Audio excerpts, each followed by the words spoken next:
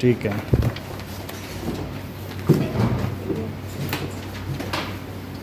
Red blood cells,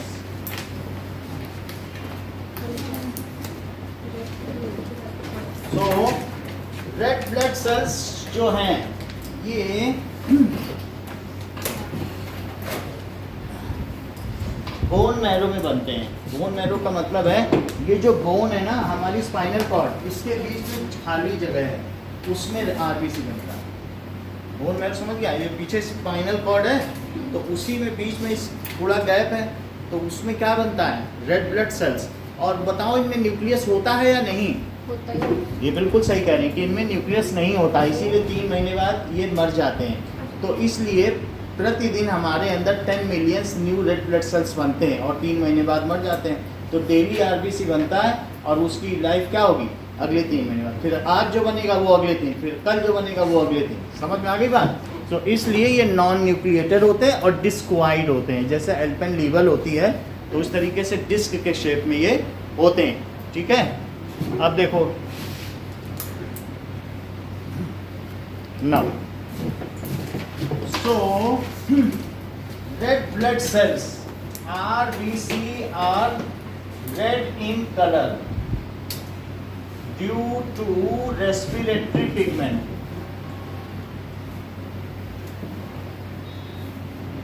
haemoglobin, ठीक है।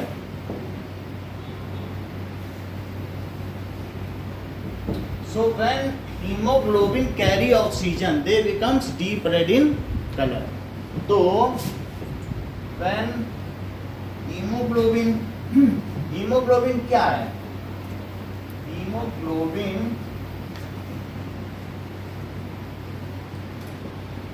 is carrier of oxygen. ये O2 को कैरी करता है, इसका CO2 से कोई लेना देना नहीं है। तो ऑक्सीजन को ये कैरी करता है और कहाँ लीव कर देता है? At the side of cellular side पे लीव कर देगा। और कहाँ से लेगा बताओ? पल्मोनरी साइड से। बोलो, क्या लंग्स को पल्मोनस कहते हो? फुफ्फुस, फेफड़ा, यही सब तो नाम है। फुफ्फुस या पल्मोनस या लंग्स या फेफड़ा, 4 नाम है कि नहीं? तो बोलो ये कहाँ से लेता है? It picks up oxygen from pulmonary side and leaves it to cellular side. तो लिखो, it picks up O2 from pulmonus. अभी हम आगे चल के पल्मोनरी सर्कुलेशन पढ़ेंगे, इस वजह से इस पल्मोनस वर्ड याद कर लो, अभी थोड़ी देर में पढ़ने वाले हैं। इसलिए it picks up O2 from pulmonary side. That is पल्मोनस से बना है। पल्मोनस का मतलब क्या होता है? Lungs. And leaves it to, कहाँ छोड़ देता है? To cellular side. चलो, इसके अलावा नाउ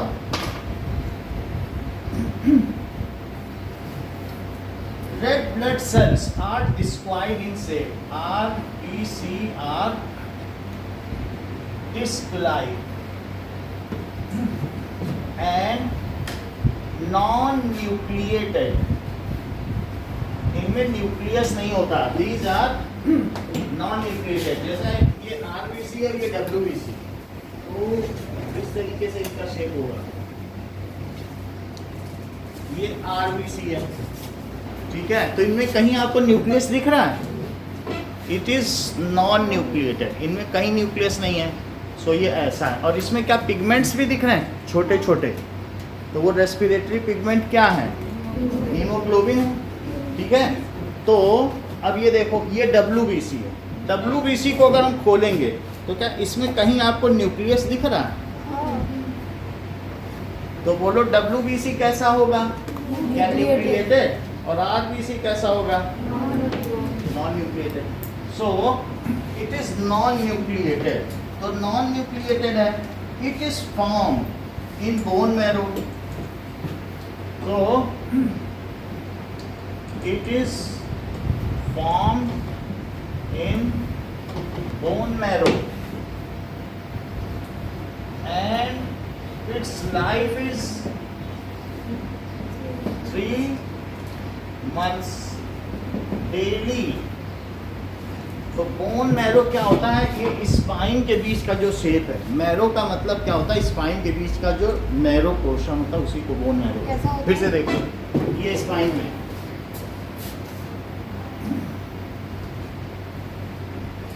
इसमें बीच में ये छेद है, तो यहाँ पर जो होगा इसके अंदर क्या बनेगा? बोन मैरो में। तो बोन मैरो, इसमें एक मैरो है, दैट इज एक काइंड ऑफ प्लाज्मा। तो कहते हैं कि बोन मैरो ट्रांसप्लांट करते हैं, तो इसमें से इंजेक्शन से निकाल लेते हैं जिसमें आरबीसी कम होता है, और किसी किसी में क्या है उसको इंजेक्ट कर देते हैं जिसमें आरबीसी कम है या ठीक से नहीं बन रहा है।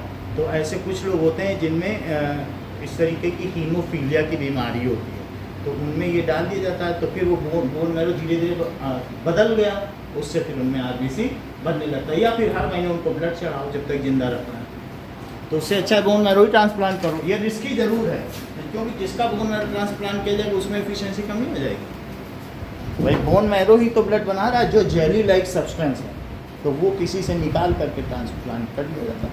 अब देखो, so daily millions of,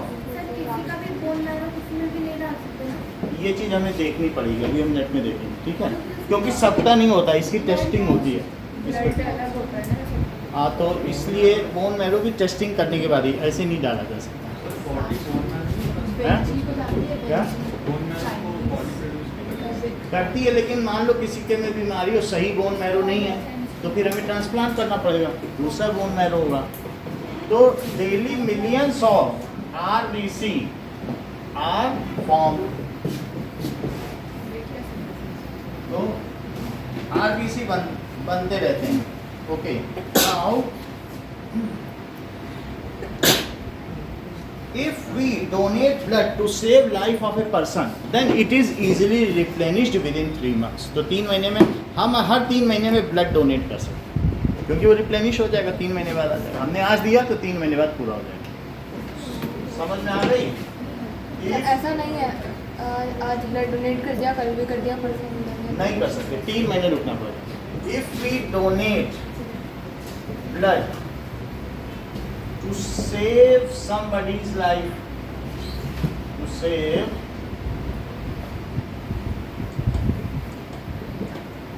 then it is replenished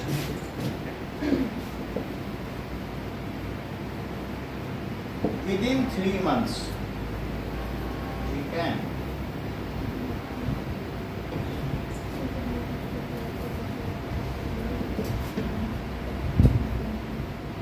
WBC, that is white blood cells, तो प्लाज्मा इसको कैरी कर रहा है, प्लाज्मा में ही तो ये डिजॉल्व होकर आगे बढ़ता चला जाएगा जैसे हमने दिखाया। Okay, now white blood cell क्या होते हैं? WBC fight against infection, and kill pathogen. Pathogen का क्या मतलब है? And kill pathogen. पैथो का मतलब क्या होता है? पैथोस बीमारी, और जन का मतलब जनरेटर। पैथोलॉजी आपने सुनी है? तो पैथोलॉजी का क्या मतलब है? जहां पर रोगियों का इलाज होता हो, तो पैथोलॉजी। तो रोग संस्थान, ठीक है। जैसे आप यहाँ पर अंकुर पैथोलॉजी है जोधपुर में, तो वो अंकुर रोग संस्थान। और यहाँ पे हाँ, पैथोजन का मतलब यहाँ जो पैथोस को मार डाले, बीमारी को ही, तो पैथोजन का मतलब हमारे अंदर जो बीमारी जनरेट करे वो पैथोजन। और ये WBC उनको क्या करेगा? मार डालेगा, तो वो एंटीजन। WBC एंटीजन है, पैथोजन नहीं है। अब बाहर से तुम्हारे अंदर बीमारी आ भी कर दो, अरे हमारे यहाँ पैथोजन घुस गया है, अब एंटीजन इसे मारेगा। अच्छा, एंटीजन पैथोजन को मार, एंटीजन का मतलब उन सबको मार डाले। तो WBC एक तरीके से क्या हुआ? It kills pathogen, so it is antigen. Pathogen यानी डिसीज जनरेटर। देखो, पैथोस का मतलब डिसीज और जन का मतलब क्या हुआ? जनरेटर, तो डिसीज जनरेटर हुआ।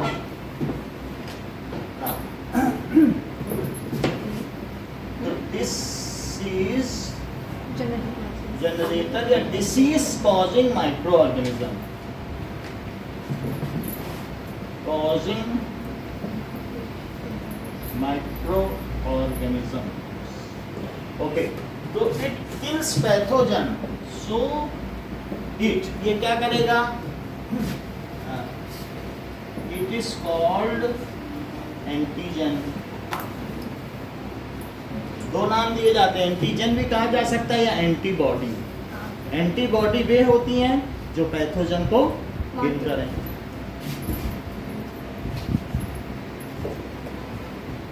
ठीक है, अब जरा देखो, किसी में WBC की बहुत ज़्यादा अधिकता नहीं होनी चाहिए, और WBC भी कई तरीके के होते हैं, जरूरी नहीं है कि वो सर्कुलर हो, 5-6 तरीके के अलग अलग होते हैं शेप में, ठीक है कि नहीं। तो स्पेसिफिक होते हैं अलग अलग बीमारी के लिए, और अगर बहुत ज़्यादा होगी तो उसके कई वाइट पस निकलेगा, दाने निकलेंगे। बहुत ज़्यादा दही जैसे बहुत लोग खा लेते हैं ज़्यादा, तो दही या इस तरीके के, इन सब में क्या होता है, क्या वो लैक्टोबैसिलस बैक्टीरिया होते हैं जो हमको बीमारी से या इम्यून सिस्टम को मजबूत करते हैं। सो दे इन्हेंस अवर इम्यून पावर। हाउएवर इनकी एक परसेंटेज होनी चाहिए, बहुत ज़्यादा भी नहीं होनी चाहिए, ठीक है कि नहीं है। तो मतलब जैसे अब हम लिपिड प्रोफाइल देखें, आपका ब्लड लिया जाए तो उसमें देखा जाएगा कि RBC का, RBC को एरिथ्रोसाइट्स कहते हैं। क्या कहते हैं?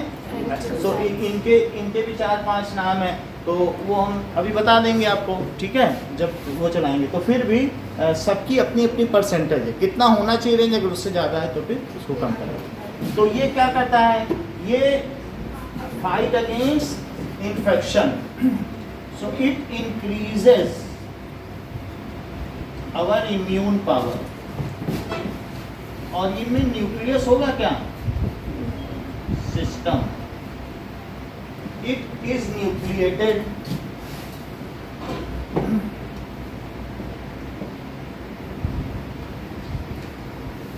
तो ब्लड में अगर कोई बैक्टीरिया या कहीं कुछ आ जाएगा तो इसको क्लीन कर देगा, ठीक है। And these are called soldiers of body, ये सैनिक कहे जाते हैं।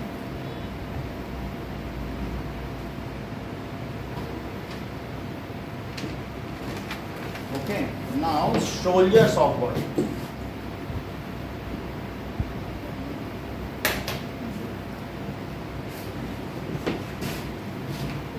Okay, so these are much smaller number. ये RBC से 1000 गुना कम संख्या में होते हैं, मतलब बहुत ज़्यादा नहीं होते। RBC बहुत ज़्यादा होंगे और ये थोड़े से होंगे। समझ में आ गई बात कि नहीं? अच्छा ये बताओ, जब कहीं पर आपके कुछ इन्फेक्शन हो जाता है तो वहाँ पस बनता है, तो उसको हम लोग निकाल देते हैं ना, वाइट कलर का पस नहीं बनता, फोड़ा हो जाता है।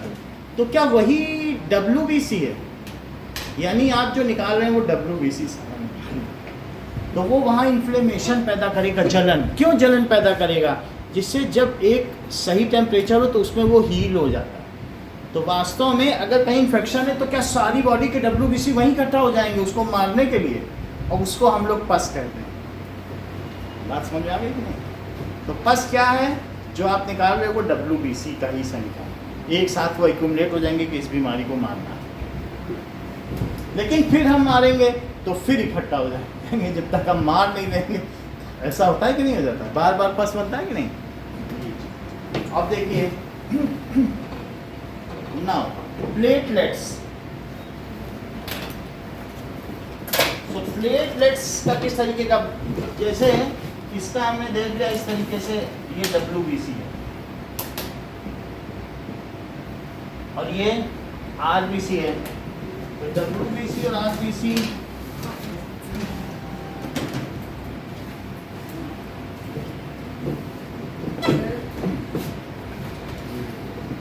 RBC डेड होके भी कहाँ जाता ही होगा, है, डेड होके भी कहाँ तो जाता ही होगा, कहीं ना कहीं होता है, ये क्लीन कर देता है। नहीं जैसे RBC जैसे डेड हो गया तो डेड हो जाएगा, तो डेड अगर हो जाएगा तो या तो ये क्लीन करे, या फिर हमारी बॉडी में जो स्ट्रॉन्ग डाइजेस्टिव एंजाइम्स हैं, तो ये WBC ये क्लीनर है, ये शोले उसकी रक्षा करेगा। और इस ये भी कुछ ना कुछ ऐसा होगा इसमें प्रोटीन जो इसको ईट अप कर देगा, खत्म कर देगा। और तीसरी चीज़ है प्लेटलेट्स। प्लेटलेट्स भी RBC जैसे ही होते हैं, बट बोथ एंड टेम्पर्ड होगा ये प्लेटलेट्स। ऐसे ही ब्लड में तीनों चीज़ें होंगी। अभी हम देखेंगे वीडियो नेक्स्ट, पिछली क्लास में देखा था तो ये तीनों थे उसमें न्यूक्लियस होगा। हैं। प्लेटलेट्स हम पढ़ के बताते हैं। प्लेटलेट्स पढ़ो। सो इसको इसमें तो कुछ लिखा नहीं है। Platelets are tiny fragments. Platelets are form in bone marrow. ये भी बोन मैरो में बनेगा। अच्छा ये सब तो बोन मैरो में बनेंगे। अब WBC का देखिए ये कहाँ बनता है, इसको चेक करना पड़ेगा नहीं।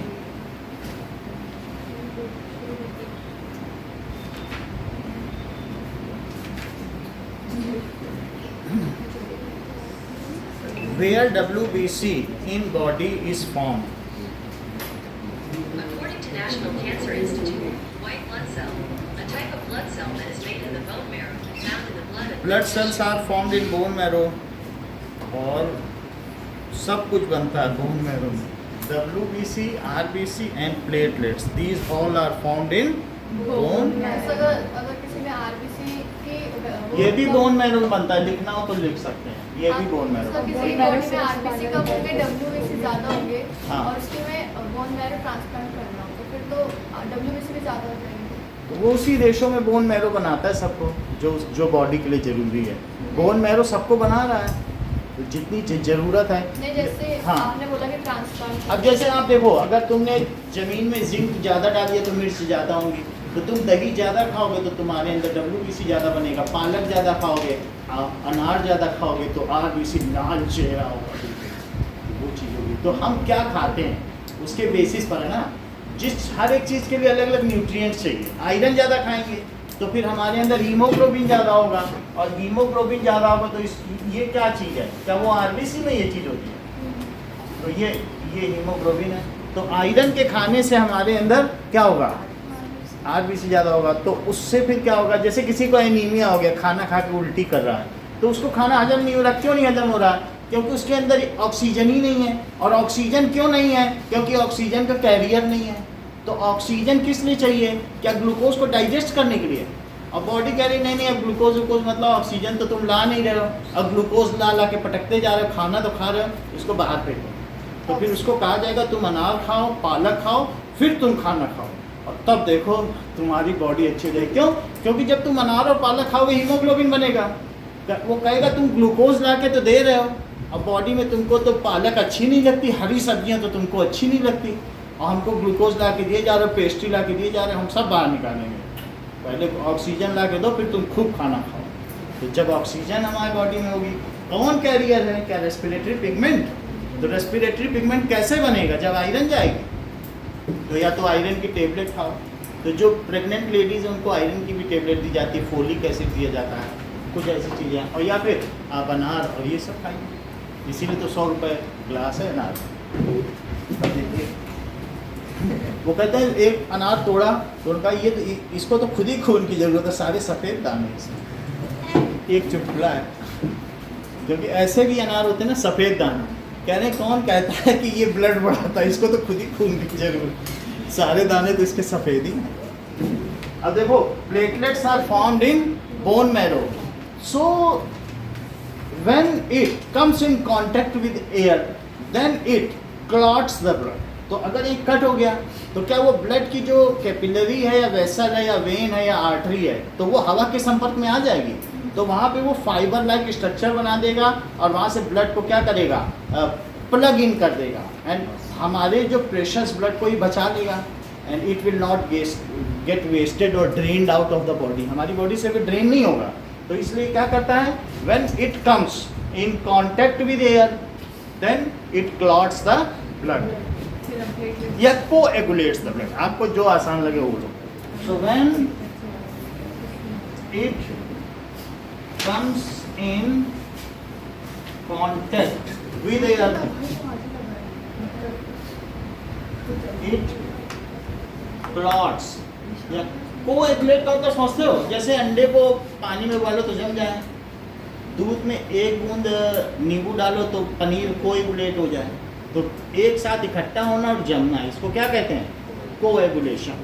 So it coagulates the blood and plug in the portion where it at the site of injury, जहाँ कट या स्कैर हो जाए उसको क्या करेगा, प्लग इन नहीं कर देगा, प्लग इन, वहाँ पर एक प्लग लगा दे, एक पाइप टोटी है और उसमें से हमें नल नहीं चाहिए तो वहाँ पर कुछ ऐसा लगा दो कि पानी ना रहे, इसको क्या कहते हैं, एक ऐसा नॉब नहीं आता किसी नल में कि आज ज़रूरत नहीं है तो उसमें एक प्लग लगा दो। किसी भी छेद में अगर तुम सॉकेट लगा दो क्या उसको प्लग कहते हैं, छेद बंद कर दो। तो फॉल्स प्लग भी तो आते हैं कि बच्चों का हाथ न चला जाए, तो plug in the site of injury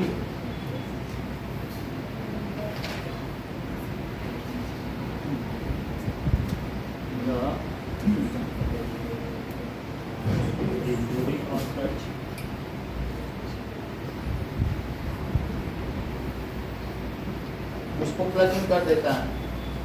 okay, अब आगे देखिए।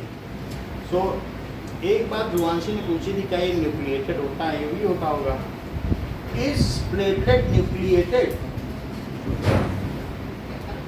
Platelets are non nucleated. देखो, और ये कैसे होते हैं, स्पिंडल शेप, यानी दोनों सिरों पर नुकीले, tapered at both and. Spindle का मतलब समझते हो, तकली, धागा के लिए जो बनाई जाती है, तकलीफ जो धागे के लिए बनाई जाती है। ये ऐसे देखा है, और इससे धागा, तो इसमें धागा बुनते हैं, इस तरीके की तकली चलाई कि नहीं है, धागा मुड़ता जाएगा, वो उससे रुई ले लो हाथ में और फिर धीरे धीरे ऐसे घुमाते जाओ तो उससे धागा बनता है। अभी दिखा देंगे, दीपावली में दिया जलाते थे। ये स्पिंडल है, समझ में आई बात कि नहीं, अभी दिखाएंगे। चलिए, सो ये कैसा है, स्पिंडल शेप है। स्पिंडल का मतलब है जैसे मसल सेल्स होती है, स्पिंडल शेप, दोनों सिरों पर नुकीली, तो वैसे ही है। तो इसमें भी न्यूक्लियस दिखाओ, इट इज न्यूक्लिएटेड। क्या बोला था, नॉन न्यूक्लिएटेड। नॉन, लिखो ना, फिर जो पढ़ा वही तो लिखोगे। It is non nucleated, it is non nucleated and spindle shape. और कैसा होगा, एंड स्पिंडल, स्पिंडल शेप का क्या मतलब है, टैपर्ड एट एंड्स। चलो, अब हम देखेंगे कि ये तो ब्लड के कंपोनेंट्स हैं, अब हम ब्लड के फंक्शंस देखेंगे। तो ये देख लिया रुधिर के घटक, अब रुधिर की कार्यविधि देखो, ठीक है। रुधिर यानी ब्लड होता है, लघु होता है ना वो, हाँ? रक्त को रुधिर नहीं कहते, लघु तो छोटा होता है, लघु छोटा,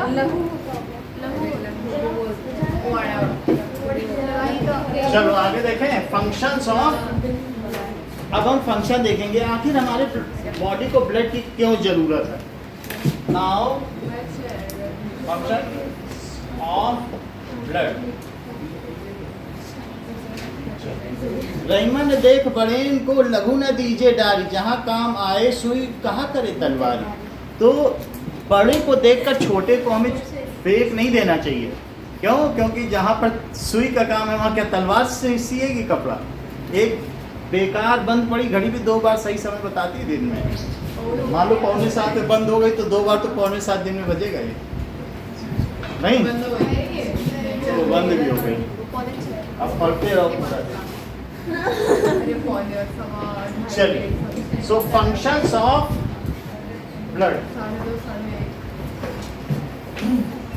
वो क्या 10 काम है जिसे ब्लड परफॉर्म करता है। ये देखो, ये पढ़ के आई, पिछली बार हमने बता दिया था ना, ये सब पढ़ के आ गए। कैरियर ऑफ ऑक्सीजन, यही बता चलिए, blood white cells, blood cells contain करता है। देखो, ब्लड कैरीज देखा, oxygen from pulmonary to sales. पहली बात, ब्लड कैरीज न्यूट्रिएंट्स फ्रॉम कहाँ से न्यूट्रिएंट्स लेती है? स्मॉल इंटेस्टाइन टू सेल्स से water. So blood transports nutrients from hormones भी तो ट्रांसपोर्ट करते हैं small intestine. बिल्कुल सही बात है. Intestine and water from large intestine. बड़ी आंत से क्या ले जाती है? Intestine. बड़ी किससे? बड़ी आंत. ठीक है. Two cells. Blood transport waste from cell to kidney. जाओ निकलो. Blood किडनी तक भी छोड़ के आता है. ट्रांसपोर्ट्स. ठीक है. क्या करेगी? Waste, water soluble nitrogenous waste. ऐसे लिखो, वाटर सॉल्युबल नाइट्रोजीनियस वेस्ट. वो नाइट्रोजीनियस वेस्ट क्या है? क्या यूरिया? देख लो, सी की 4 वैलेंसी होगी तो N8H, N की 3 वैलेंसी है क्या? 3 की कमी होती है ना उसकी, तो 3 बॉन्ड शेयर करेगा. NH2CONH2. क्या नाम है? NH2CONH2. इसको कहते हैं यूरिया. और पानी में मिल जाए तो यूरिन कहलाए. तो ठीक है. और मान लो पानी में ना मिले तो यूरिक एसिड कहलाए. जैसे बर्ड की शिट. बर्ड लोग सेमी सॉलिड करती हैं कि नहीं? वही उनका टॉयलेट है, वही उनकी यूरिन है. तो वो बस सेमी सॉलिड वेस्ट अपने अंदर से निकालती है. बीट होता है कि नहीं? बर्ड्स में क्या होता है? बीट गिर गई किसी के ऊपर, हम बोल रहे थे नाक पे बीट गिर गई, तो वो क्या है? वो एक ही चीज़ होती है. वो उनमें 2 चीज़ नहीं है. या वो यूरिन नहीं, यूरिनेट नहीं करती, बस वो क्या करती हैं? बीट करती हैं. समझ में आ गया? तो वो लोग यूरिक एसिड छोड़ेंगे और हमारे यहाँ यूरिया है, तो यूरिन बन जाए. तो ये ट्रांसपोर्ट नाइट्रोजीनियस वेस्ट कहाँ से? From cells to kidney. ठीक है. For throwing it out of body या discharging it out of body. For throwing it out of body. अच्छा. It carries O2 from pulmonary to cell and CO2 from cells to pulmonary. दोनों काम इसका है. From cells to pulmonary. इतनी बात समझ आई? जो तुम्हारे यहाँ सब्जी वाला है वही तुम्हारे यहाँ झाड़ू वाला है. हाँ? देख लो, जो तुम्हें न्यूट्रिएंट्स दे रहा है वो कह रहा है लाओ तुम्हारे यहाँ का कचड़ा भी देते हैं. तो हम लोगों के घर में सब्जी वाला अलग है, झाड़ू वाला अलग है. यहाँ तो सभी काम ब्लड कर रहा है. खाना भी लेके आता है और कचड़ा भी लेके जाता है. नहीं कर रहा? वही कचरा वापस. और इसके अलावा क्या कर रहा है? It carries hormones. हमारी बॉडी में अलग अलग जगह पर अलग अलग हार्मोन्स बनते हैं. पिट्यूटरी ग्लैंड, हाइपोथैलेमस, फिर थैलेमस, फिर इसके अलावा थाइमस ग्लैंड, फिर इसी पैराथाइरॉइड ग्लैंड. ऐसे ऐसे बहुत सारे ग्लैंड हैं. फिर ह्यूमन में अलग ग्लैंड है, टेस्टी. और फिर ये मेल में टेस्टीज है, फीमेल में ओवरी है. ऐसे हमारी बॉडी में बहुत सारे ग्लैंड हैं. और एड्रीनलिन ग्लैंड भी है. क्या इनके ऊपर मुकुट जैसा देख रहे हो? ये एड्रीनलिन ग्लैंड है. तुम्हारे सामने सांप आ जाए तो तुम 2 फीट उछल जाओ, ऐसे न उछल पाओ. तो ये हमको, ये इमरजेंसी ग्लैंड है. ये इतनी तेज हमारे अंदर मेटाबॉलिज्म पैदा कर देगा कि तुम इमरजेंसी सिचुएशन से एस्केप कर जाओ. तो इस तरीके से इसमें से एड्रीनल निकलता है. तो एड्रीनलिन जंप करने में हेल्प करता कुछ भी भगाने में. एक बूढ़ा 80 साल का आदमी भी पेड़ पे चढ़ जाए जो कभी ना चाहो. क्यों?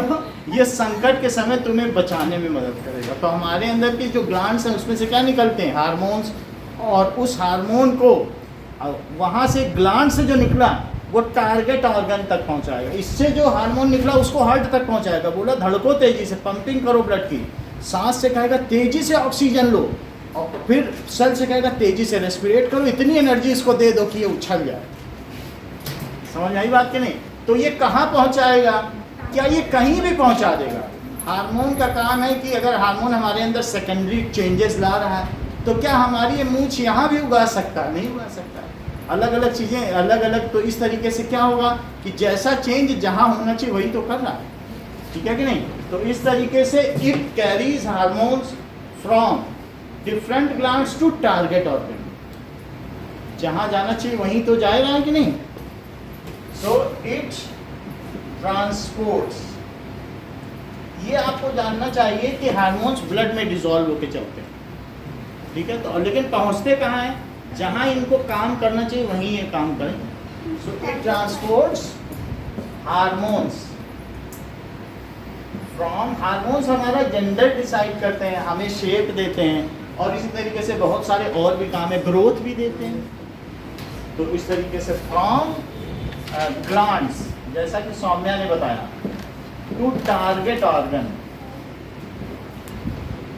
अच्छा, कभी वैष्णो देवी चले गए तो पानी में, ठंडे पानी में पैर हैं, लेकिन हमारी बॉडी का टेम्परेचर कितना है? 38 यानी 98.6 डिग्री फ़ारेनहाइट। तो भी अब हमारी ऐसा नहीं कि जीरो में जम जाए पैर। क्यों नहीं जमते? क्योंकि ऊपर का जो वार्म ब्लड है वो पैर में जाएगा और वहाँ से ठंडा ब्लड ऊपर ले आएगा, तो वार्म ब्लड जाता रहेगा, तो वो क्या रेगुलेट कर रहा है टेम्परेचर। पैर हमारे वहाँ जम नहीं रहे हैं, क्योंकि जम जाए तो ब्लड, जैसे बर्फ़ बढ़ती है तो बर्फ़ बढ़ने पे क्या होता है बताओ? कि बर्फ़ बढ़ने पर, जैसे जमने पर वो आपके ट्रे से ऊपर आ जाती है क्या? तो अगर ब्लड जम जाए तो क्या वो एक्सपेंड करेगा? एक्सपेंड करेगा तो क्या कैपिलरीज फट जाएगी? इसको स्नो वाइट कहते हैं, फिर हाथ काटना पड़ेगा। मान ऐसे हमने देखा ख्वाहिश में मैं रहा हूँ, तो वहाँ पर एक बार अगर हाथ का कहीं पे खून जम गया तो फिर वो सारी कैपिलरी फट जाएगी, क्योंकि वो तो एक्सपेंड कर गया। एक्सपेंशन के लिए तो इतना मार्जिन नहीं है, तो एक्सपेंड करने पे वो सब फट गया, तो वो हाथ काटना पड़ेगा। फ्रॉस्ट बाइट क्या कहते हैं उसको? Frost bite. तो वो चीज़ है। तो ये क्या करता है? एक स्तर तक धीरे धीरे हमारी बॉडी के टेम्परेचर को रेगुलेट करता है, और हमें होम्योस्टेसिस देता है। क्या? एक होम्योस्टेसिस का मतलब एक जैसा टेम्परेचर बनाए रखना। It regulates the body temperature.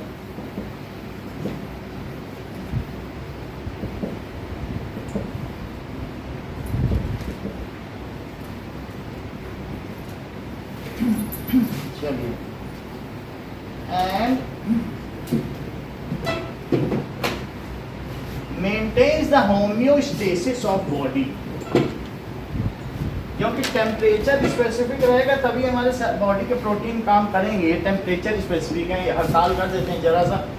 अगर मान लो 98 से 2 डिग्री बढ़ा 100, सारे प्रोटीन कहेंगे हम खाना पीना नहीं पचाएंगे, सब सारे के सारे पेप्सिन, ट्रिप्सिन और बाइल जूस कहेंगे जाओ सब बाहर निकलो, खाना पलटते रहोगे 100 डिग्री पे, ब्रेड ही खाओगे।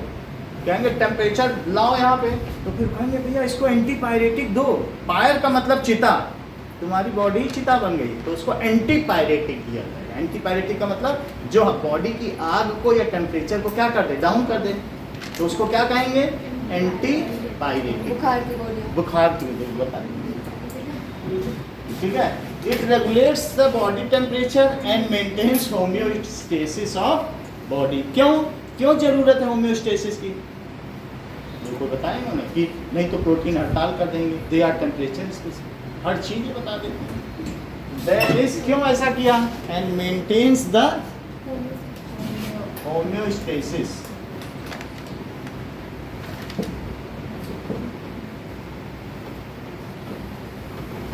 क्या मतलब है कि हम वार्म ब्लडेड हैं Anshika?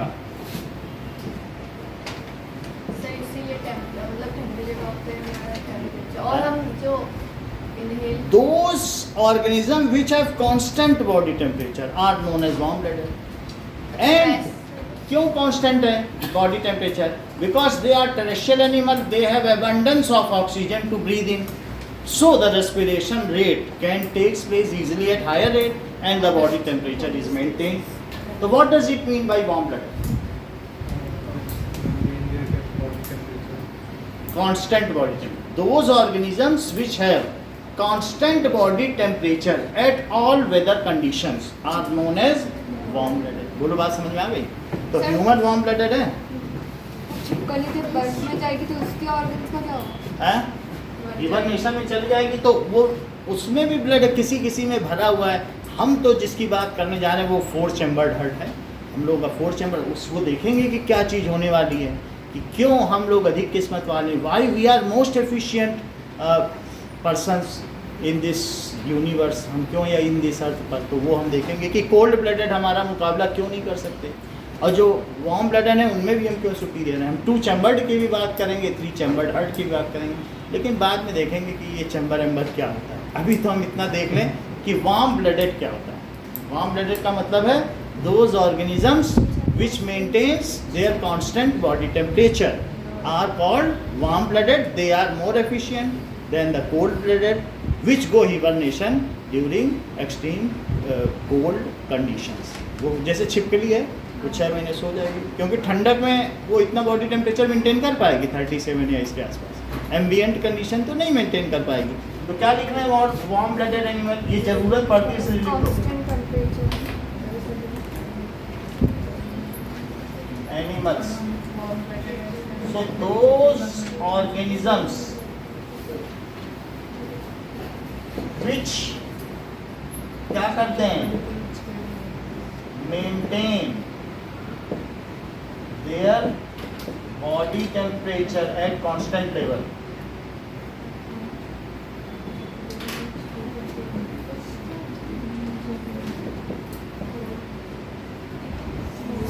are called warm blooded। Warm का मतलब क्या होता है, गर्म, गर्म खून वाले। तो दैट इज कौन, जो भी है, कहा जा सकता है कि एनिमेलिया में ह्यूमन हो गए और भी जितने भी एनिमल्स हैं, और साथ में एविस पक्षी, वो सभी कैसे हैं बताइए, वार्म ब्लडेड। और स्नेक हो गए, लिजर्ड हो गए, ये सब कैसे हैं, कोल्ड ब्लडेड। तो ये लिख लें वार्म ब्लडेड कौन है, सर एक बार होमोस्टेसिस का मतलब बता देते हैं। किसका है होमोस्टेसिस? और आता है।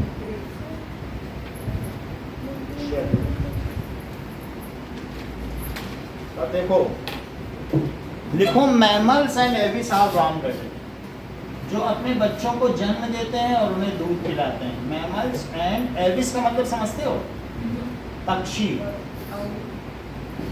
These are warm blooded. आगे चल के इन्हीं पे बताएंगे कि these are having 4 chambered heart. अब बाकी जो हमने बताया, जो सड़क के चलते हैं रेप्टाइल, वो सारे कैसे हो जाएंगे, दे आर कोल्ड ब्लडेड, क्योंकि उनके पास अच्छा हार्ट ही नहीं है, तो बेचारे कोल्ड ब्लडेड हैं। एम्फीबियन जानते हो, कि अंडे तो पानी में दें और कूदे जमीन पे मेंढक, समझ आया कि नहीं। वो are living amphi in both terrestrial and साथ में एक्वेटिक।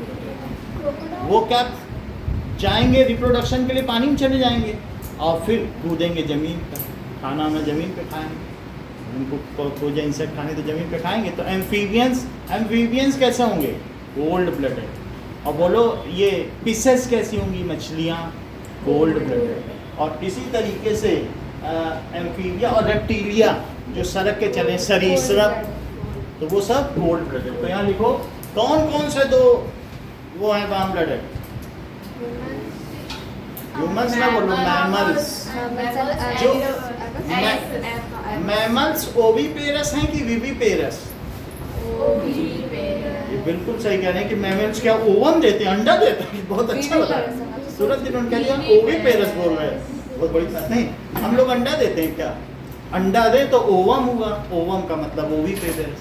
और हम लोग कैसे हैं, बच्चा दें तो विविपेरस। विविपेरस का मतलब जो बच्चों को जन्म दें, और ओवम को जन्म दे तो यहाँ देखो, तो इसका मतलब है मैमल्स हैं सिर्फ, लेकिन पक्षी क्या देते हैं, वो तो अंडा देते हैं। तो इस तरीके से लिखो रेप्टाइल्स, और क्या हुए, ये सब काम में आएगा। अभी रिप्रोडक्शन आगे पढ़ेंगे ना, तो हर चीज पकड़ के चलो। रेप्टाइल्स, और बोलो फिशेस, फिशेस का मतलब मछलियाँ, और बोलो एम्फीबियन का एक एग्जांपल दो। सर वार्म ब्लडेड है ना ये, तो आप लो रेप्टाइल, फिशेस, एम्फीबियंस और लिखो फटाफट, कोल्ड ड्रिंक्स। पीती है कोल्ड ड्रिंक्स? कोल्ड, नहीं वो सॉफ्ट ड्रिंक हो जाता अच्छा, दीज आर कोल्ड ब्लडेड। समझ में आ गई बात की नहीं? तो मतलब ऐसा कहते हैं कि बहुत ईर्ष्या में जो मर्डर किया जाए, cold blooded murder. Cold blooded यानी उसका खून गर्म नहीं है, गर्म जोशी से वो मिला ही नहीं कभी किसी से, कहते नहीं कोल्ड ब्लडेड मर्डर। अब जरा देखो, it regulates the body temperature. और आगे चीज देखिए कि blood protects us from disease as it has WBC। Blood protects us from disease। Homeostasis का मतलब हमारी बॉडी में दो चीजें कांस्टेंट रहती हैं, एक हमारी बॉडी की एसिडिटी और एक बॉडी का टेम्परेचर। अगर ये दोनों कांस्टेंट हैं, वो हम आगे चल के पीएच वैल्यू देखेंगे, जैसा वो सवाल लेके आई थी ना पीएच वैल्यू का। यानी एसिडिक लेवल को हम क्या कहते हैं? PH value. अगर पीएच वैल्यू जरा सी इधर उधर हो जाए तो भी बॉडी क्या करेगी? हड़ताल कर देगी, स्ट्राइक। सारे प्रोटीन क्या कर देंगे? स्ट्राइक कर देंगे। और दूसरी चीज क्या है? टेम्परेचर। टेम्परेचर भी मेंटेन। स्टेटिस का मतलब है कि कांस्टेंट, और होमियो का मतलब बॉडी। होमियो ह्यूमन से बना है, तो ह्यूमन के अंदर अगर सब चीज स्टेटिक रहे, स्टेटिक समझते हो ना, स्थायी रहे, तो या नियत रहे या कांस्टेंट है, तो होमियोस्टेसिस नहीं हो गया। तो हमारे अंदर क्या दो चीज़ ठीक होनी चाहिए? एक तो टेम्परेचर और दूसरा लेवल ऑफ एसिडिटी। ये तो ठीक रहेंगे तभी प्रोटीन सही तरह से काम करेंगे। तो प्रोटेक्ट अस फ्रॉम, मतलब ज़्यादा नींबू नहीं खाना है। नहीं, उसके लिए हमारी बॉडी में बफर सिस्टम है, उसकी अगले 2 पेज के बाद चलता है। ज़्यादा नींबू खा लोगे तो बॉडी उसका काउंटर एल्कलाइन बना देगी। एल्कलाइन ज़्यादा कद्दू खा लोगे तो बॉडी एसिड भी सकती। सब चीज़ बॉडी में। बहुत बड़ी बात पूछी इन्होंने, आगे चलिए। क्यों ये देखो आगे का पूछ रही है हमेशा, आप देख रहे हो कि इन्हें मालूम है कि सर से बुलवाओ बफर, और वो यहाँ ही कर रही है। पूछ दवाई कब मैंने आप कहाँ गए? मैं तो ऐड हाथ यहाँ पे मैंने। अच्छा, इतनी बात समझ में आ गई तो आगे बढ़ते हैं। ये तो फंक्शंस ऑफ बॉडी हो गए, ठीक है, ब्लड हो गए। अब आगे बढ़ने से पहले right a note on components of blood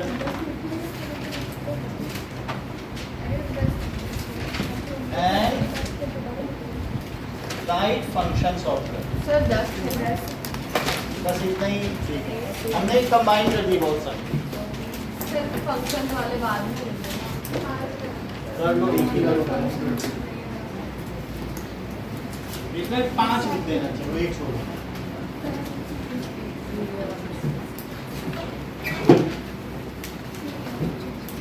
क्योंकि बार बार कराने से ठीक नहीं।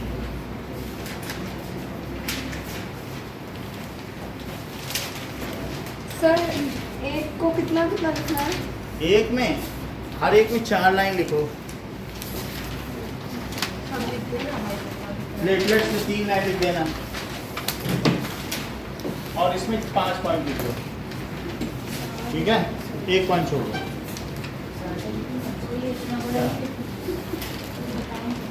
4 लाइन लिखो। थोड़ा बहुत जो बहुत जरूरी है ना, मेन चीज नहीं छूटनी।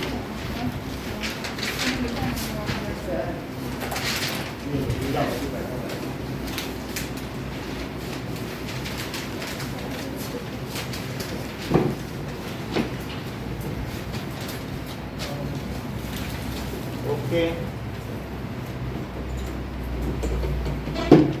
तो होम्योस्टेसिस समझ में आ गया ना। होम्यो का मतलब ह्यूमन और स्टेसिस का मतलब कांस्टेंट।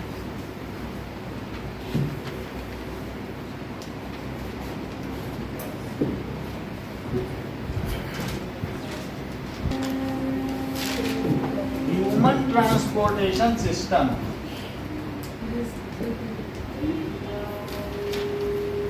जैसे प्लांट्स में ट्रांसपोर्टेशन सिस्टम होता है फूड के लिए, जाइलम और फ्लोएम का, तो ऐसे ह्यूमन में भी ह्यूमन ट्रांसपोर्टेशन सिस्टम है। सो it consist of 2 different organ system. एक है सर्कुलेटरी सिस्टम और दूसरा क्या है system, and other is lymphatic system. Lymphatic system तो लाइक अब देखिए, तो सबसे पहले हम सर्कुलेटरी सिस्टम के बारे में पढ़ेंगे। फिर देखो आपकी बुक में 108 पेज पे लिम्फेटिक सिस्टम दे दिया है, लिम्फेटिक के बारे में। तो circulatory system it consist of 3 organs. इसके 3 अंग हैं, हार्ट,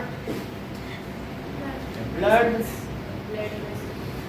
और ब्लड वेसल्स। ब्लड के बारे में हम पढ़ चुके हैं और अब हम किसके बारे में पढ़ने जा रहे हैं 108। तो lymphatic system. Now blood vessels.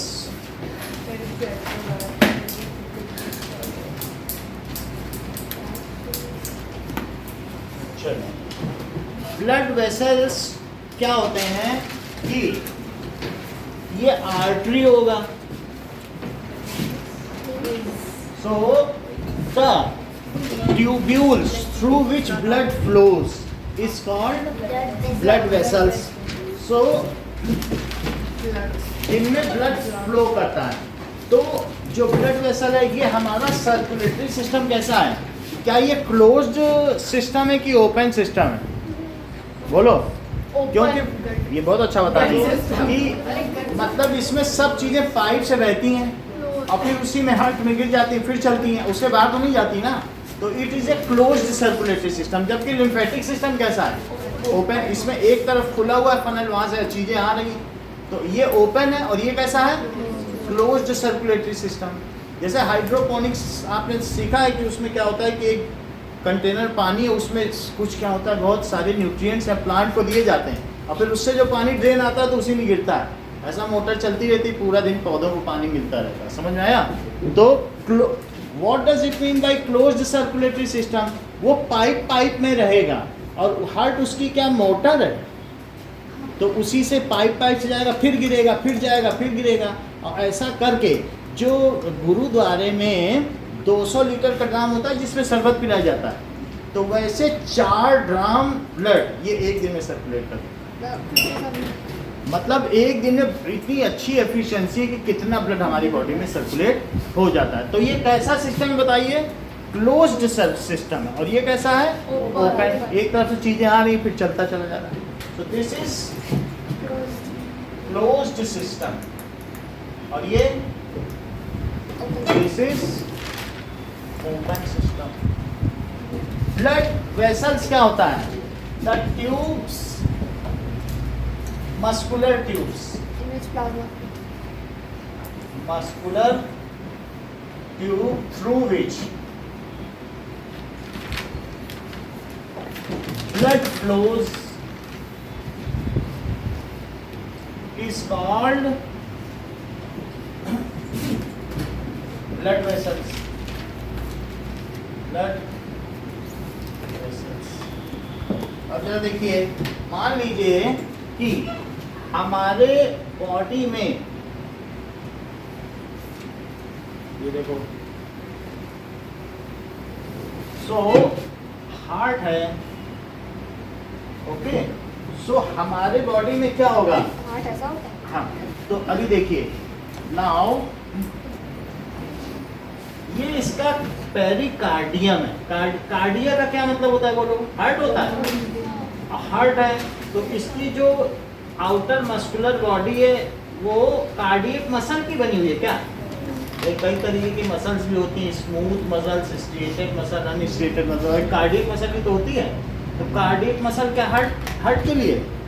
अच्छा, ये देखो, तो इसमें से जो यहाँ से ब्लड बाहर जाएगा तो वो बहुत प्रेशर से जाएगा। जब ये पंप होगा और यहाँ से क्या होगा, यहाँ ब्लड इसके अंदर गिरेगा ये पाइप, और यहाँ पर भी क्या होता है, यहाँ ब्लड गिरेगा, ये ब्लड गिरा और फिर यहाँ से फिर बाहर भी जाएगा क्या, ये देखो, तो यहाँ से जैसे ब्लड बाहर गया तो यहाँ से भी जाएगा, तो ये ब्लड के बाहर जाने का वॉल्व है, यहाँ से बाहर चला जाएगा वॉल्व से, और यहाँ से ब्लड गिरेगा तो ये देखो, एक चैम्बर ये और दूसरा चैम्बर ये और तीसरा चैम्बर क्या है, ये देखो, बात ना करें। सर बुक में इतने सारे रास्ते कैसे? अब ये देखो, ये अभी बता रहे हैं, 4 चीजें आपको बताइए, क्या चीजें, कि फर्स्ट चैम्बर और फिर कौन सा है, सेकंड चैम्बर, फिर थर्ड चैम्बर, इसी तरीके से चलेगा, और ये फोर्थ चैम्बर। जब ये हमारा हार्ट है, और हार्ट का क्या मतलब है, इसमें 4 चैम्बर होंगे, क्या चीज होंगी, 4 चैम्बर होंगी, तो एक बार इधर से प्रेशर लगेगा, धुक धुक धुक धुक, यानी यहाँ से एक बार प्रेशर मारेगा, यहाँ से ब्लड आया, अच्छा कौन सा ब्लड आया होगा बोलो, डीऑक्सीजनेटेड ब्लड, क्या ये ब्लू ब्लड आया, तो ये जो ब्लू ब्लड आया और ये यहाँ पर गिरा है फर्स्ट चैम्बर में, ये ह्यूमन हार्ट है, तो अच्छा बताओ मेरे इधर की तरफ क्या पड़ रहा है, क्या लेफ्ट की राइट, राइट, तो इसे बोलेंगे राइट एट्रियम, क्या बोलेंगे, इसे लिखो RA, राइट एट्रियम। अच्छा, और फिर ये क्या हुआ, राइट हुआ, लेकिन ये वेंट्रिकल हुआ, क्या हुआ, राइट वेंट्रिकल, और ये क्या हुआ, ये लेफ्ट हुआ, लेकिन लेफ्ट क्या है, एट्रियम, और ये लेफ्ट वेंट्रिकल। इतनी बात समझ आ गई। अच्छा सुनो, यहाँ से जो ब्लड बाहर जाएगा ये बिल्कुल प्योरीफाइड है, सबसे पहले यहाँ ब्लड आया, अच्छा जो ब्लड यहाँ गिरा ना, तो इधर से हमारे में गिरा ब्लड, तो ब्लड इसमें गिरने पर 4 चैम्बर है, तो इस वाले में क्या होगा, ब्लड में, तो इसमें एक दरवाजा खुला, समझ में आया, और एक इधर से खुलेगा, तो एक इधर से खुल गया, तो सबसे पहले हार्ट में 4 चैम्बर है, ऊपर इस चैम्बर की बात कर रहा हूँ, ऊपर वाले चैम्बर, देखो ये दरवाजा खुला, फिर ये दरवाजा भी खुल सकता है ना, तो एक ऊपर का खुला, और ये नीचे का भी खुला, खुला, देखो नीचे का खुला, और इसी तरीके से यहाँ पर क्या होगा, ये देखो 4 चैम्बर हो गया कि नहीं, तो हम बात कर रहे हैं ऊपर वाले चैम्बर, ये जो ऊपर का खुला, इसकी समझिए, तो ऊपर का चैम्बर खुला, तो सबसे पहले इसमें कौन सा ब्लड आया, पूरी बॉडी से deoxygenated blood falls in right atrium through veins, blood इसमें किससे गिरता है, यहाँ देखिए, तो सबसे पहले कई चीजें हैं, सबसे पहले यहाँ से इसने ब्लड फेंका, तो ब्लड अगर हार्ट से बाहर जाएगा तो क्या प्रेशर से जाएगा, बहुत प्रेशर से जाएगा, तो आपके हाथ में ये जो ऊपर ऊपर दिख रही है ये सब क्या है, वेन्स, लेकिन बहुत अंदर अंदर भी चल रही है, बहुत सारी ब्लड कैपिलरी, वो क्या है, आर्टरीज, अगर उस पर कट लग जाए तो यहाँ तक तो आ जाएगा। और कभी भी किसी से पूछो कि डॉक्टर साहब बचेगा तो ना, हमारा मरीज बोलेगा आर्टरी कट हुई है, क्या बात करते हो, अगर अंदर ही अंदर आर्टरी कट हो गई तो पूरा ब्लड अंदर ही अंदर बह जाएगा, वहीं वो मर जाएगा। ये जरूरी नहीं कि वो पूरा कट हो, अगर अंदर आर्टरी डैमेज हुई है तो भी बचने के कोई चांस नहीं, आर्टरी में इतना, और आर्टरी मजबूत कितनी होती है कि एक आर्टरी को पकड़ के अगर 10 आदमी लटक जाए तो आर्टरी टूटती नहीं, कट, यानी 500 किलो तक का वजन उस पर लटकाया जा सकता है, 500 किलो तो काफ़ी होता है, तो आर्टरी बहुत थिक वॉल्ड होती है और काफ़ी मस्कुलर होती है, समझ में आ गई बात आपको। तो सबसे पहले यहाँ से ब्लड गया तो क्या वो प्रेशर से गया, सर तो जो भी हमारे अभी कट लगता है नस पे लगेगा तो वो वेन से धीरे धीरे 10 मिनट बाद मरोगी, तो नीला क्यों नहीं होता? हाँ बोलो, तो ब्लू क्यों नहीं है, मतलब पूरा 4.5 लीटर ब्लड हमारे बॉडी में सर्कुलेट नहीं, हो, अगर वेन्स पे कट लगता है तो फिर ब्लू ब्लड क्या ब्लू का मतलब जब उन दोनों को रखोगे तब कंपैरिजन में आएगा कि वो थोड़ा सा हल्का ब्लूइश है, बिल्कुल नीला नहीं होता, वैम्पायर टाइप नहीं होता, समझ में आई बात कि नहीं। अब ये देखो, तो अब समझिए ब्लड जो यहाँ से जा रहा है बाहर बॉडी में, टू बॉडी, ध्यान दीजिए, तो टू बॉडी जाएगा वो किसके थ्रू जाएगा? आर्टरी। किसके थ्रू जाएगा? आर्टरी थ्रू किससे जाएगा बोलिए? आर्टरी। तो आर्टरी क्या होगी? ये थिक वॉल्ड होगी। अब इससे बॉडी में गया, देखो ब्लड, ये आर्टरी है और ये बहुत थिक वॉल्ड है। कैसे हमने बनाई है? इसमें ब्लड अंदर प्रेशर है क्या? बहुत तेज प्रेशर के साथ। तो ये है आर्टरी। अब वो बहुत तेज प्रेशर के साथ क्यों है? हाई प्रेशर, क्योंकि जब भी तुमको किसी में देना है आगे चल के ये डिवाइड होगी।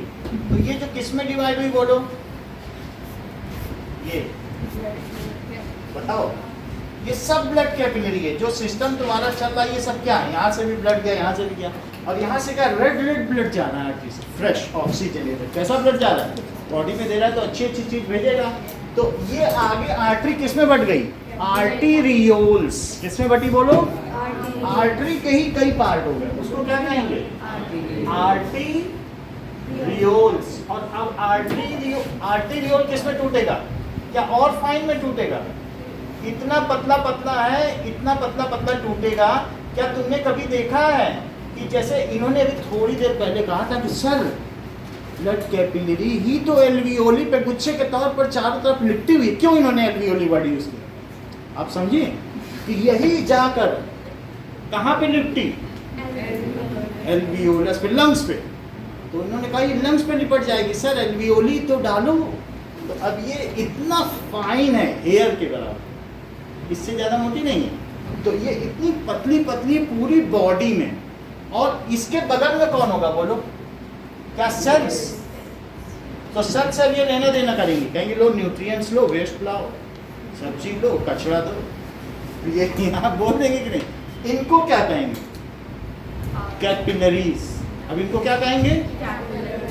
तो लिखो ये चीज अब कैपिलरी हो गई। अब बात आती है कैपिलरी। कैपिलरी का क्या मतलब है? बहुत पतली फाइन चीजें जिनमें बहुत पतले पतले क्या हो, छेद हो, जैसे ये चीज कैपिलरी। जरा देखो, ये इतने फाइन है कि इसको कैपिलरी कहते हैं। इसके अंदर हवा भी फूंक के भी देख सकते हो। तो these are the capillaries, और ठंडी ठंडी हवा है, इसके अंदर छेद है। These are capillaries। ये रियल है? लगता नहीं। ब्लड की नहीं है, ये कांच की कैपिलरी, लेकिन कहते इसी को है। समझ आई बात की नहीं? जब भी एयर एक्सपेंड करेगी तो ठंडी हवा। ओके, बात समझ में आ गई? तो ये इसमें बहुत फाइन जिसमें होल, उसको क्या कहेंगे बोलो? कैपिलरी। लाइए, हो जाए तो दे दीजिएगा। तो आगे देखें, ये कैपिलरी क्या होगी आगे? ये देखिए, सर कैपिलरी। ओके, ये बोलो आगे चल के किसमें बदल जाएगी? अब इनकी बात है। बोले सर, अभी थोड़ी देर पहले अर्पिता ने कहा कि सर ये इतने प्रेशर से क्यों भाई भेजा जाता है? जब कोई चीज इतनी पतली पतली होगा तो प्रेशर मारोगे तभी तो उन पतले छेदों से जाएगा। क्यों मुंह से हवा प्रेशर से फेंक रही है? ऐसे क्यों नहीं करती? नहीं कर रहे। हमने इस प्रेशर से इसके अंदर से गुजारना है ना खून। समझ आई बात की नहीं? और इसके अंदर से गुजारने के लिए क्या करना पड़ेगा? क्या प्रेशर नहीं लगाना पड़ेगा? तो उसलिए क्या करना पड़ता है बोलो? So, अभी ये सब it is injurious।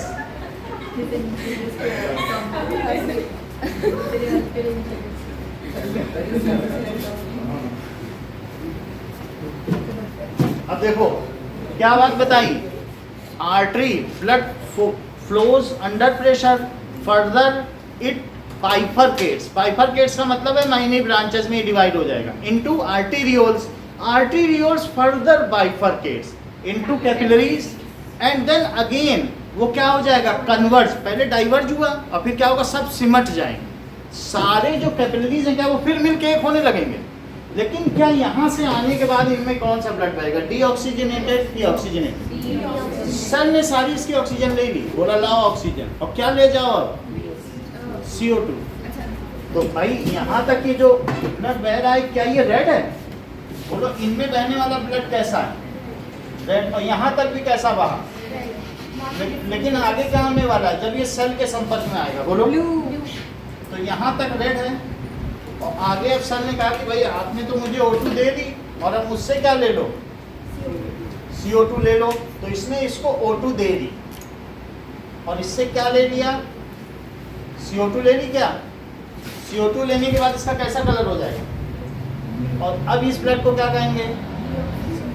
तो जहां डीऑक्सीजनेटेड ब्लड फ्लो करता है उसको वेन्यूल कहते हैं। जरा देखो तो यहाँ पर अब ये फिर ऐसे यहाँ पर भी ये भी बाइफरकेट होगी और फिर इसमें मिल जाएगी क्या?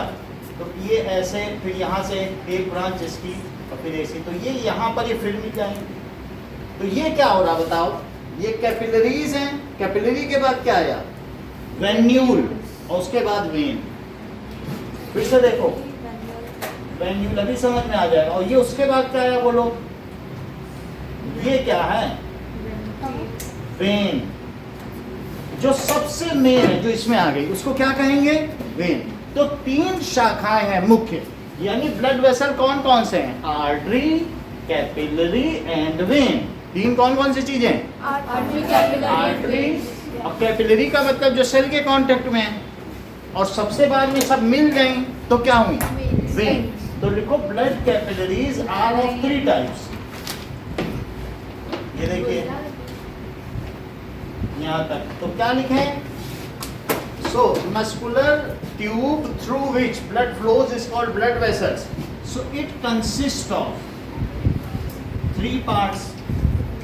कौन कौन से 3 पार्ट्स हैं? Arteries, capillaries and veins. तो आपको समझ में आया आर्टरी क्या चीज है? नोट करें ना। आर्टरी आर्टरी को धमनी भी कहते हैं। क्या? इसको धमनी कहते हैं, इसको शिरा। अब कैपिलरीज है वो फाइन ट्यूब्स। अब देखो तो arteries these are thick walled tubules, tubes through which blood flows under pressure.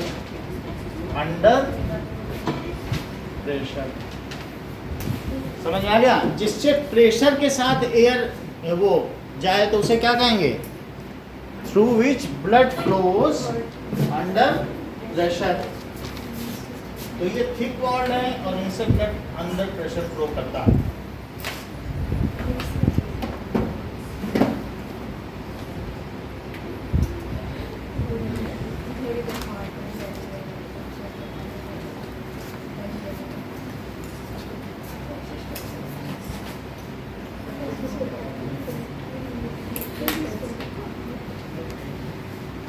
Okay.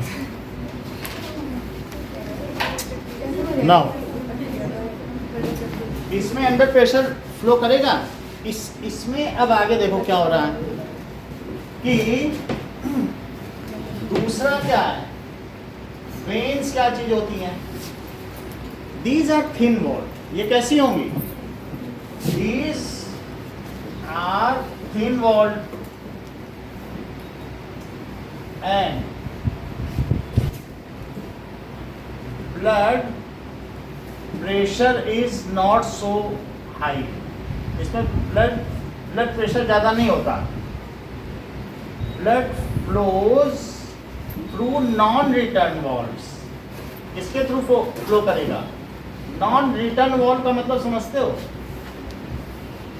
जैसे तुम्हारे साइकिल के पहिए में एक इस तरीके का वॉल्व लगा है। क्या तुमने कभी देखा है हवा भराते समय कि यहाँ पर ऐसे वॉल्व है? तो वो जब हवा भरेगा तो जब हवा इसमें से वो भर लेगा तो अंदर हवा चली गई, लेकिन हवा निकलने जाएगी तो ये दोनों चिपक जाएंगे, फिर वापस नहीं आने देंगे। इसके अंदर एक रबर लगी, बस बैलून लगा, बैलून जैसा नहीं होता, काट के लगा दो नीचे से, तो अब उसमें हवा तुमने फूका, लेकिन गास्केट की दूसरी तरफ से जहाँ वो पतले पतले उसके हैं मेम्ब्रेन, वहाँ से फूकोगे तो हवा जा सकेगी, वो तो चिपक जाएंगे। तो इसी तरीके से साइकिल में एक यहाँ पर एक रबर लगा दी गई, तो जब उल्टा जाने जाएगा तो फिर क्या होगा, ये क्या चिपक जाएगा। तो इसी तरीके से पूरी वेन में बस ब्लड एक डायरेक्शन में ऐसे बढ़ता है, ये बहुत सारे वॉल्व हैं और इनको क्या कहते हैं, नॉन रिटर्न। अगर ये वापस जाने जाएगा ना तो ये चिपक जाएगी, कहेगी नहीं वापस नहीं जाना, आगे बढ़ो। समझ आ गई बात की नहीं? नॉन रिटर्न वॉल्व समझी अंशिका की नहीं समझ पाई? क्योंकि वापस जाने नहीं देगा, तो इसे एनआरवी कहते हैं। क्या कहेंगे? एनआरवी। अब देखो, अब ब्लड कैपिलरीज क्या होती हैं?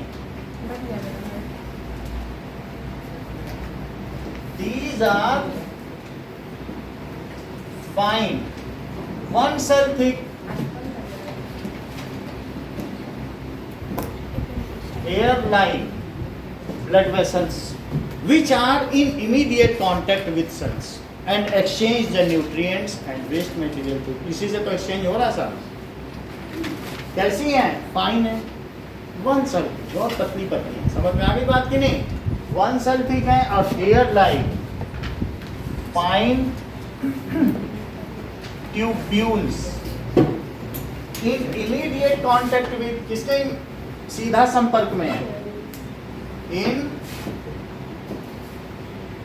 इमीडिएट कॉन्टेक्ट विद, बोलो बात समझ में आ गई? एंड एक्सचेंज द मटेरियल, सारा मटेरियल किस पे एक्सचेंज होता है? कैपिलरीज करेगी कि नहीं सबसे? एंड एक्सचेंज मटेरियल्स विद, किससे कर लेगी? सेल्स। अब जरा देखो, ये फिगर आपने बना लिया कि ये क्या है? आर्टरी, और इधर क्या है? बोलो, ये वेन है क्या? ये क्या चीज है? तो आर्टरी खुलती है आर्टीरियोल्स में, फिर ये कैपिलरी में बदलती है, फिर किस में बदलती है? बोलो, वेन्यूल्स में, और फिर कन्वर्ज किस में हो जाती है? वेन में। अब देखो 2 मिनट में मैं एक चीज बता रहा हूँ कि मान लो ये दोनों नीचे के वेंट्रिकल है क्या? 4 चैम्बर दिखाए थे अभी आपको कि नहीं? तो वेंट्रिकल जब प्रेशर लगाता है तो क्या ब्लड अंडर प्रेशर फ्लो कर जाता है? Oxygenated blood. देखिए ध्यान से सुने, when left ventricle contracts, then under pressure blood flows through artery। किसके थ्रू फ्लो किया? बोलो, क्या तुम बता सकती हो कि जो मेन आर्टरी यहाँ से निकलती है उसका क्या नाम है? हाँ बोलो, that is aorta। क्या नाम है? आपको तो सब पता ही है, आर्टा। मेन आर्टरी का क्या नाम है? और बोलो मेन वेन का क्या नाम? वीना कावा। समझ में आया? तो जब सुनिए, जब यहाँ से कंप्रेस हुआ, कॉन्ट्रैक्ट हुआ, तो ब्लड किससे गया? मेन आर्टरी से। उसका क्या नाम है? आर्टा। क्या नाम है? तो यहाँ से ब्लड गया। अब आगे चल के क्या हुआ? बोलो, क्या ये बॉडी में सब जगह इसने अपनी ऑक्सीजन दे दी? और ऑक्सीजन देने के बाद ये क्या हुआ? अपने बुक का डायग्राम देखो, बुक खोलिए, ये वाला डायग्राम। यहाँ से निकला सबसे ऊपर और ये नीचे गया, उसने सब जगह ऑक्सीजन दे दी, हर सेल में दे दी कि नहीं? ये वाला। और फिर वापस आया, तो वापस बोलो कहाँ पे गिरा? यहाँ से मान लीजिए जैसे बॉडी में ये बुक में डायग्राम बना नीचे, तो क्या यहाँ पे ये दिखाएगा कि इसका नेटवर्क लाइक स्ट्रक्चर है, ऐसा कुछ दिखाया है? और फिर धीरे धीरे ये आपस में फिर से मिल जाएंगे क्या? और फिर यहाँ पे आ जाएंगे वापस, तो फिर क्या होगा? Then it gives oxygenated blood. ये क्या करता है? Oxygenated blood to all the cells. यहाँ सब सेल्स हैं, बॉडी में दे देगा, और take CO2 and ultimately deoxygenated falls to, कहाँ गिरेगा? Right atrium through vena cava. इतनी चीज बोल के दिखाओ। When बोलो लेफ्ट वेंट्रिकल कॉन्ट्रैक्ट्स, बोलो। When left ventricle contracts, oxygenated blood flows under pressure through aorta हाँ। and इसको एक aorta है, ठीक है, and it hands over its it hands over its oxygen nutrient सब दे देगा। oxygen and nutrients to cells, and deoxygenated blood Falls back. to right atrium through vena cava. गिरा कि नहीं? इसका हमने क्या नाम लिखा था? RA, और इसका क्या है? ये क्या है? क्या RV, और ये क्या है? वेंट्रिकल। बोलो, बात समझ में आ गई? नाउ ये जब यहाँ गिरता है एंड व्हेन, अब आगे की बात तुम बोलोगी, when right atrium is full, जब फुल होगा तो फिर क्या होगा? इसमें एक प्रेशर आएगा, ये कॉन्ट्रैक्ट होगा और सारा का सारा ब्लड किस में गिरा देगा? तो अब ये देखो मैं फुल दिखा रहा हूँ, क्या ये फुल हो चुका है? नंबर 1 ब्लू ब्लड से, बोलो ब्लू ब्लड आया कि नहीं? यहाँ ये फुल हो गया। तो अब इसमें क्या होगा? क्या ये ब्लड इसमें गिरेगा? यहाँ एक वॉल्व है, ये कैसा वॉल्व है? जिसमें 2 गलफड़े हैं। आपको पहले बताया था कि नहीं, एक स्फिंक्टर मसल होती है जिसमें 3 कस्पिड्स होते हैं, नहीं 1 2 3 ऐसे होते हैं नहीं, तो ये डाइकस्पिड वॉल्व है। ये कौन सा वॉल्व है? डाइकस्पिड वॉल्व है। When right atrium is full, now right atrium contract, फिर ये दबेगा एंड ब्लड फॉल्स इनटू, किस में गिरेगा? राइट वेंट्रिकल में। राइट वेंट्रिकल में आ गया तो क्या अब ये सारा ब्लड जब इसमें गिर गया, और किस वॉल्व से गिरा? बोलो डाइकस्पिड वॉल्व। इसका क्या नाम है? डाइकस्पिड वॉल्व। तो ये इस पे गिर गया, देखो ये गिर गया। तो बोलेगा कि अरे तुम में तो ऑक्सीजन ही नहीं है, तुम बिना ऑक्सीजन के आ गए हो। चलो अब जाओ पल्मोनस में जाओ, इसको भेजेगा इस वॉल्व से, कहेगा इस रास्ते जाओ और वहां से ऑक्सीजनेटेड होके आओ, तब बॉडी में भेजेंगे। तो अब क्या होगा? ये किस में गिरा? The blood falls into right ventricle. Now right ventricle contracts. क्या होगा? राइट वेंट्रिकल कॉन्ट्रैक्ट्स और ब्लड कहाँ भेज दिया जाएगा? ये देखो यहाँ से भेजा जाएगा। यहाँ से ब्लड कहाँ जाएगा? बोलो इधर। अच्छा, ब्लड यहाँ से क्या प्रेशर में भेजा जाएगा? बोलो कि नहीं? क्योंकि आगे चलकर फिर अभी इन्होंने बोला नहीं था कि सर वो जो एल्वियोली है उसमें तो कैपिलरी लिफ्ट रहती है, तो इन्होंने बताया, ये देखिए अब ऊपर का ब्रांच देखो, तो ऊपर में क्या है? क्या ये गुच्छे हैं अंगूर के? एल्वियोली इन्हीं पे जाएगा और फिर इन पे क्या होगा? क्या ये फैल जाएगा ऐसे ऐसे ऑक्सीजन लेने के लिए, और फिर यहाँ से ये ऑक्सीजन ले आएगा। तो ये बताओ, इसने प्रेशर से जब ब्लड फेंका और ये कहाँ गया? क्या पल्मोनस में? तो इसे मैं पल्मोनरी आर्टरी कहूँ कि पल्मोनरी वेन? क्योंकि जहाँ ब्लड प्रेशर से जाएगा वो चीज़ क्या होगी? आर्टरी। और यहाँ कैसे आया ब्लड? यहाँ तो कोई प्रेशर नहीं है, सेल के बाद प्रेशर तो खत्म हो जाएगा ना। पतली पतली कैपिलरी से क्या सोच रहे हो प्रेशर बनेगा? वहाँ तो खत्म हो गया सारा प्रेशर। तो यहाँ पर किसके थ्रू आएगा? बोलो NR, नॉन रिटर्न वॉल्व है ना। यहाँ सारा प्रेशर खत्म, सेल के बाद जब पतला पतला हो गया, फिर अपने आप ब्लड अपने आप कैसे गाइड होगा आगे? नॉन रिटर्न वॉल्व से आगे चल जाएगा, अपने आप गिर जाएगा, धीरे धीरे बढ़ता चला जाएगा। अच्छा, यहाँ गिर गया, फिर इसमें आया। अब बताओ ये लंग्स में कैसे गया? लंग्स को क्या पल्मोनस कहते हो? तो ये पल्मोनस गया तो बुक में देखो क्या उसे पल्मोनरी आर्टरी कहा गया? ऐसा लिखा है क्या? ऐसा बुक में कहीं लिखा है कि पल्मोनरी आर्टरी से कहाँ जाएगा? पल्मोनरी। ये देखो, इसको फिर क्या कहोगी? कहीं इसके आप पल्मोनरी वाल्व तो नहीं समझ रही हो। एक पल्मोनरी आर्टरी है तो वाल्व का नाम भी क्या होगा? Pulmonary valve. समझ आया? क्योंकि इसको ये कहाँ ले जा रही है? पल्मोनस पे। तो इस पहला वाल्व ये था जो डाइकस्पिड वाल्व था, और दूसरा वाल्व क्या है? देखो पल्मोनरी वाल्व, यहाँ भी एक वाल्व पल्मोनरी।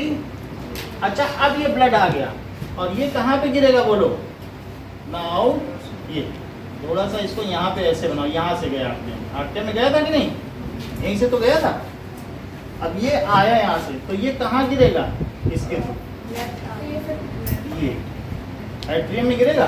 कहेगा देखो हम फ्लू ब्लड आपने भेजा था और मैं सारी ऑक्सीजन कहाँ से लेके आ गया हूँ? बोलो कहाँ से लेके आएगा? तो अब यहाँ से ये ऑक्सीजनेटेड होके आ गया, देखो ऑक्सीजनेटेड होके आ गया, और अब किस में गिरने जा रहा है? यदि ये लेफ्ट एट्रियम में गिरने जा रहा है तो मुझे इसे क्या कह देना चाहिए? मैंने इसे पल्मोनरी आर्टरी बोला था, अब इसे क्या कह दूं? देखो पल्मोनरी आर्टरी बोला था, पल्मोनरी आर्टरी से गया और वापस किससे आया? क्योंकि यहाँ तक तो सारा प्रेशर खत्म हो गया ना, तो अब वापस किससे आएगा बोलो? पल्मोनरी वेन से आया। भाई इतना तो अंशिका पहले बोल के दिखा, तब तो हम आगे कहें। अब यहाँ से बोलो। When right atrium fills, हाँ। then it contracts and send the deoxygenated blood, which passes through dicuspid valve and देखो मैं लिख देता हूँ, डाइकस्पिड वॉल्व। क्या बोलोगी? dicuspid डाइकस्पिड valve. आगे बोलो। Then it flows into right ventricle. आगे falls into Right ventricle. ठीक है। And then when right ventricle pulls, it contracts and flows passes through pulmonary valve and flows from pulmonary arteries to अभी रुक जाओ।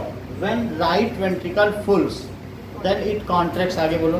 Then it contracts and passes through And ठीक है। Then ये passes through pulmonary valve. passes word ना लगा और बोलो, ठीक है। Then blood goes to pulmonus या lungs through pulmonary artery via pulmonary valve। फिर से बोलो जरा। When right ventricle pulls, it contracts and blood goes to pulmonus through pulmonary arteries via बहुत अच्छा pulmonary बोला, valve. नहीं कितना अच्छा बोले। आगे बोलो। Then There it where get oxygenated and blood goes to left atrium through हाँ। pulmonary artery. आर्टरी से नहीं आएगा कभी भी। Veins, जब pulmonary जब veins। प्रेशर नहीं है तो ये किससे आ जाएगा? Pulmonary veins. अब बोलो व्हेन इट इज फुल। क्या अब ये ब्लड ऑक्सीजन लाल हो चुका है? हाँ। तो क्या अब ये फुल होने वाला है? अब मैं आगे का नहीं बता रहा हूँ, आगे का जो बात है वो ईशान बताएंगे। व्हेन लेफ्ट एट्रियम सर इसको बॉडी में जाने का रास्ता कहाँ है? बॉडी में देखो, जब ये इसमें गिर जाएगा तो अब जब ये वापस जाना चाहेगा कहेगा नहीं नहीं मेरे अंदर नहीं आओ, हम तो वॉल्व हैं, बंद हो जाएगा। क्या कहते जाओ उधर दूसरे रास्ते से जाओ।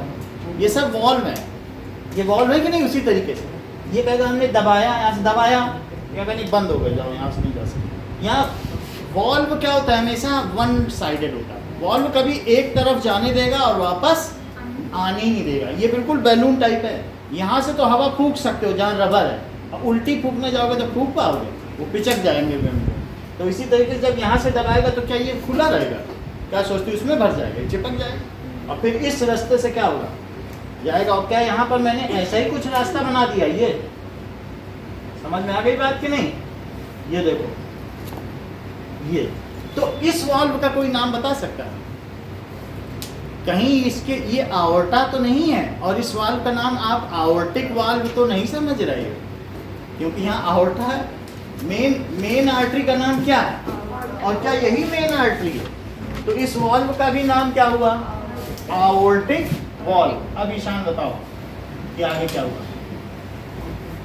When left atrium pulls, left atrium pulls, it contracts and pass and goes to left ventricle. and contracts and blood, oxygenated blood बोलो। Oxygenated blood goes to left, Falls into- left ventricle. Then when left ventricle pulls, it contracts and passes through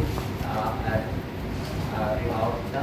हाँ ठीक है। Then oxygenated blood goes to body, ठीक है, through aorta via aortic valve। Praveen इतना पूरा बोलो जितना इन्होंने बोला। When left atrium is full, it contracts and passes to left ventricle. When it is full, it contracts and the blood passes through aorta via aortic valve. passes ना बोला बोलो, blood is rooted बोला, rooted, वो root किया जा रहा है। blood is rooted to body, है ना? Blood is Rooted rooted to body outer through its wall. बस इतना ही रखो आज के लिए। पूरी बात समझ में आ गई कि नहीं?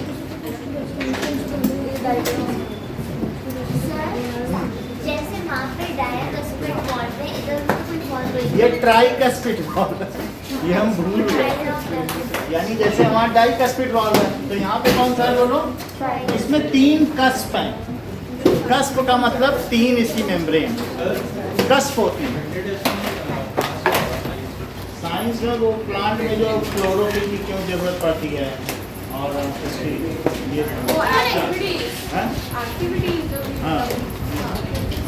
सर वो है ना एक्सपेरिमेंट ऐसा है कि कोई एक्सपेरिमेंट पूछ सकते हैं। सर ट्रांसपोर्टेशन आएगा। ट्रांसपोर्टेशन आएगा। अभी आज कौन सी तारीख है? एक और भी अभी पड़ी क्या साइंस में? बस उसमें ट्रांसपोर्टेशन हम आपका खत्म कर देंगे। लगभग तो आप सीख ही गए हो। सर ये ट्राई हाँ? क्या? देखो ट्राई कस्पिड लिखो इसका, ये डाई कस्पिड और इधर वाला ट्राई लिख दो। मेरा तो डायग्राम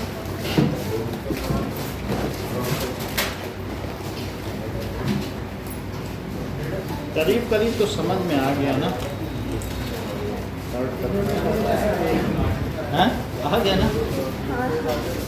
एक बार जब लिखा देंगे प्रॉपर्ली तो और समझ आ जाएगा। सर जब ये बॉडी में जाएगा जैसे ये तो वापस जॉइंट है ना, खुला था बॉडी पे जाने यहाँ से इधर में इसी रास्ता ये बॉल आगे तो यहाँ से तो वापस नहीं जाएगा। ये है इसे मन में। अब ये फंस जाए तो इस रास्ते से ये जाएगा, फिर बॉडी में, फिर सेल को अपनी ऑक्सीजन और सब दे देगा और फिर बाद वापस में आगे सेल लेके फिर आगे चल के जब ये ब्लू कलर का हो जाएगा तो फिर छिप जाएगा ये ऑक्सीजन। बॉडी में जाने के लिए तो हार्ट बना है, बॉडी को उसे ऑक्सीजन देना सर ये और एट ये- लास्ट कितना लीटर हार्ट नहीं कितना लीटर ब्लड पंप कर सकते हैं? ये अभी मैं देख के बताऊंगा अगली बार, थोड़ा नेट से भी देख लेंगे।